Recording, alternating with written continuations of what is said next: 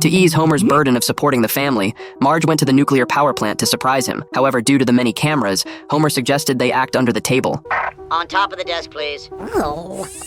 Thanks, Jerry. Nice. Real cool. In her moment of frustration, Marge suddenly noticed that a newly opened pharmacy was hiring. Seeing the confidence of the monsters around her, Marge decided to give it a try. Sure enough, she stood out with her unique mom charm. On the opening day, without even knowing the products, she managed to sell $100 worth. Thing is, what does here sell? We're a high-end cannabis boutique. You sell pot? Technically, I check IDs. You sell pot. Marge was shocked to see that she had become a drug dealer. The staff explained that marijuana had already been legalized, but Marge couldn't get past her moral concerns. She then said goodbye to Tyson and returned home to share her experience with the family. Well, I guess there's nothing wrong with it. Cannabis is legal in this state. Yeah, it's basically the same thing as working in a liquor store. Unexpectedly, her family had no objections. Homer remarked that the law and morality were inherently contradictory. The nuclear power plant secretly discharged nuclear waste, but he still worked there to support the family. Now go sell the safe, legal drugs our kids should never, ever use. Especially Bart. At the pharmacy, Marge gradually found her value. Although she hadn't helped the elderly woman with her phone problem, she did manage to cure her arthritis. But the good times didn't last long. The pharmacy began facing issues with its products. The addicts, looking at the array of products, complained that the transaction process was too formal. Look, I just want to score a bag of swag from some dude who may or may not be a cop. I'm a cop. Have you tried this?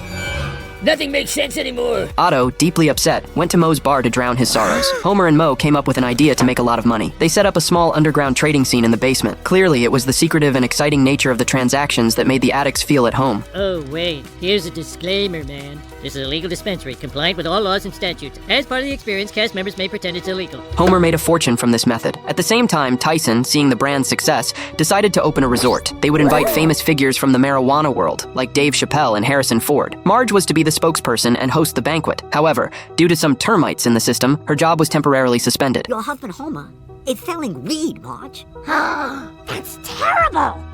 Wait, no, so am I. Marge quickly confronted Homer. Homer argued that they were doing the same work, and it was just that she wore a doctor's coat. Don't you get it? I'm a healer, and you're a dealer. You need to quit. Having tasted the sweetness of profit, Homer wasn't going to give up. The two of them argued back and forth, but in the end, Marge had no choice but to submit her resignation. Tyson, seeing this, suggested he had a solution, but it would affect their relationship. Marge quickly asked what it was. Turns out the government's intervention was the answer. The FBI? The DEA?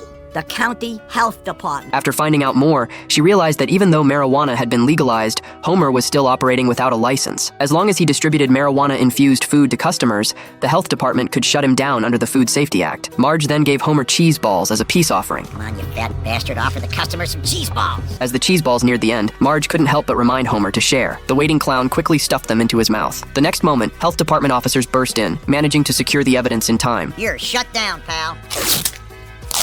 Homer, stunned, couldn't believe his wife would betray him. Soon, the resort's banquet took place as planned, and Marge entered high society. But what she didn't expect was that Homer had been bailed out and had arrived at the event as well. How did you get in? This is by invitation only. I said I was Kevin Smith's father. No one questioned me. To ensure the banquet could proceed, Marge quickly pulled Homer into a corner. Homer, seeing this, became even angrier. He shouted, "If tobacco is so good, why have you never smoked it?" Marge retorted, "Do doctors need to get sick in order to treat their patients?" Homer, however, believed it was career discrimination and continued to stir the pot. Look, I don't have a problem with pot. I can start anytime I want. I'll do some right now. Perfect. Serenity.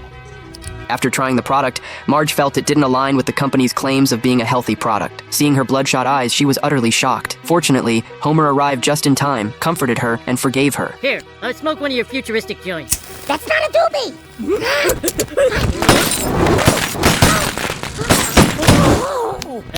As the flames roasted the place, the guests at the banquet scattered in panic. The marijuana hidden in the house was also consumed by the fire, becoming nothing but ashes. In the end, Springfield issued an emergency decree to permanently ban the sale of marijuana. Without that tax money, Maggie's pre-education center will have to close. Oh man, they were teaching her Mandarin.